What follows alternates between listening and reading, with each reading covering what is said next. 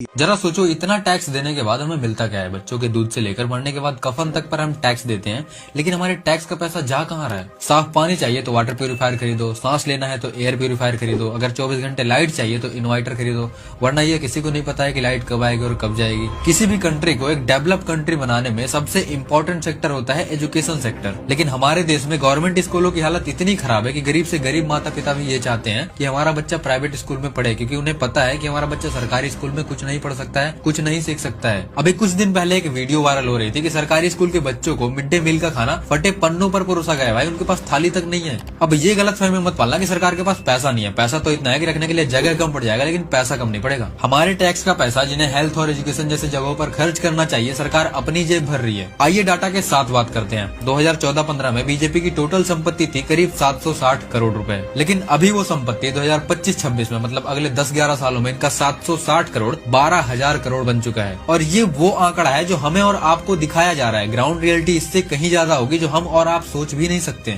अब ये इनके बाप दादा का पैसा बिल्कुल नहीं है, ये हमारे और आपके जैसे आम नागरिक का पैसा है जो हम इन्हें टैक्स के रूप में देते हैं कि सरकार हमारे लिए कुछ करेगी, लेकिन ये अपनी जेब भरने में लगे हैं। हर साल इंडिया में 16 से 24 लाख लोगों की मौत हो जाती है अच्छी हेल्थ केयर ना मिलने की वजह से, क्योंकि हमारे देश में गवर्नमेंट हॉस्पिटल उस लायक है ही नहीं कि एक व्यक्ति को अच्छी हेल्थ केयर मिल पाए। और अगर व्यक्ति प्राइवेट हॉस्पिटल में जाता है तो इलाज इतनी महंगी है कि घर से लेकर खेत तक सब बेचना पड़ जाएगा। हम 2 रुपए कमा लिए तो टैक्स, कुछ खरीदे तो टैक्स, कुछ बेचे तो टैक्स, और अगर जैसे तैसे करके आपने 2 रुपए बचाकर कहीं इन्वेस्ट भी कर दिया तो उसमें भी टैक्स, और अगर उस इन्वेस्ट किए पैसे से थोड़ी सी प्रॉफिट बना ली तो उसमें फिर से टैक्स। फिर भी हमें दूध नकली, पनीर नकली, दही नकली, वैक्सीन तक नकली दी जा रही है। और पॉल्यूशन तो इतनी ज्यादा हो चुकी है कि दिल्ली और मुंबई जैसी शहर गैस चैम्बर बन चुके हैं। हालत इतनी खराब है कि गंदा पानी पीने की वजह से लोगों की मौत हो रही है और सरकार को कोई फर्क ही नहीं पड़ रहा है। दुर्भाग्यवश जो काम मीडिया को करना चाहिए वो काम हमें करना पड़ रहा है। तो आप फॉलो कर सकते हैं हमारी आवाज को थोड़ी सी बुलंद बनाने के लिए, और अपनी राय कमेंट बॉक्स में देकर जाइएगा। जय हिंद, जय भारत दोस्तों।